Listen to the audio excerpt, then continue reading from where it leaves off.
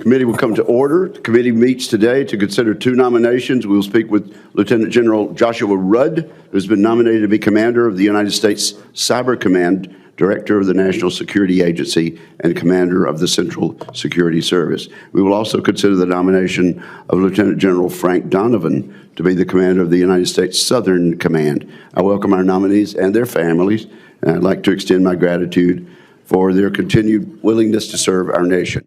Confirmed, Lieutenant General Rudd will assume command of an organization that's been without a Senate-confirmed leader since April of last year.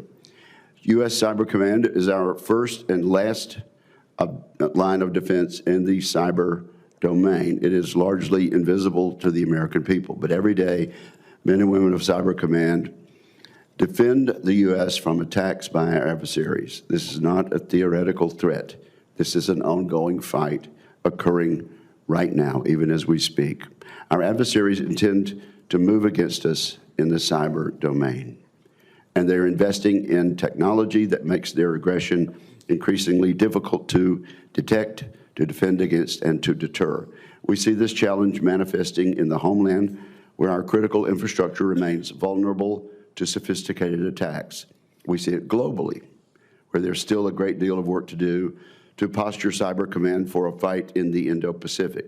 This is vital work, as General Kane made clear in public following the events in Venezuela. Our American cyber operators performed their job excellently and kept their fellow service members safe.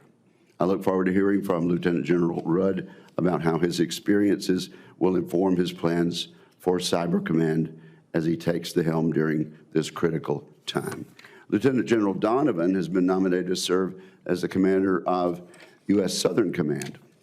His nomination comes as the region experiences a dramatic increase in operational tempo. The threats we face here are significant and close to home.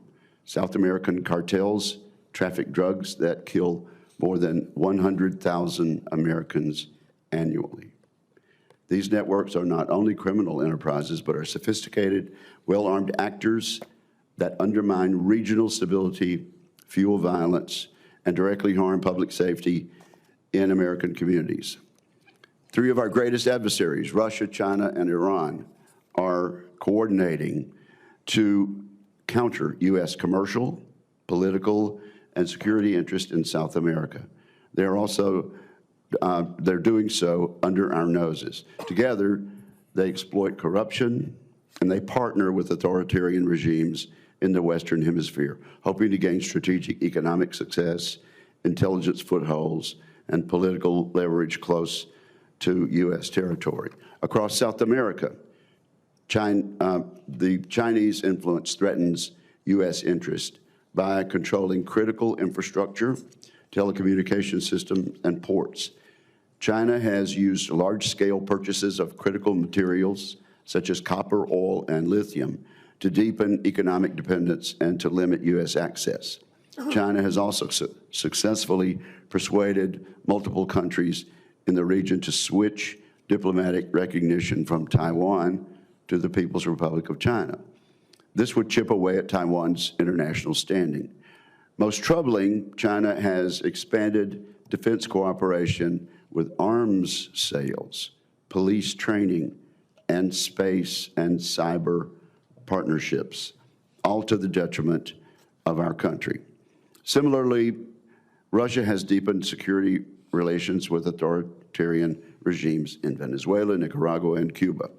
Putin is selling arms, providing military advisors, and expanding intelligence operation, all in exchange for permission to deploy Russian military aircraft and naval vessels in the region.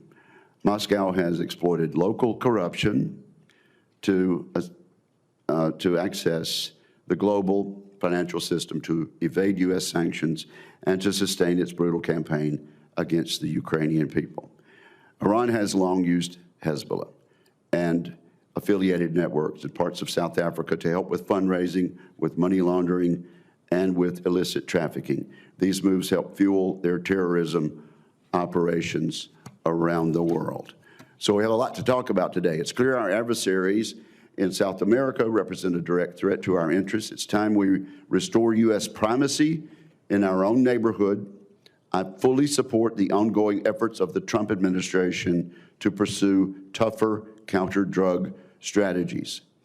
I commend our troops for carrying out an almost perfectly executed operation to capture Venezuelan President Nicolas Maduro and Celia Flores, and to bring them to the United States to face justice for narco-terrorism and drug trafficking charges.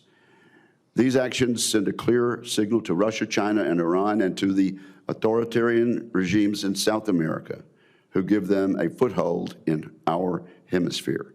The United States is ready, willing, and capable of protecting our interests, especially those closest to home. And so I look forward to hearing from Lieutenant General Donovan about his plans to lead Southern Command in restoring American deterrence and ensuring we have the right blend of military and economic effects across South America and the Caribbean. With that, I turn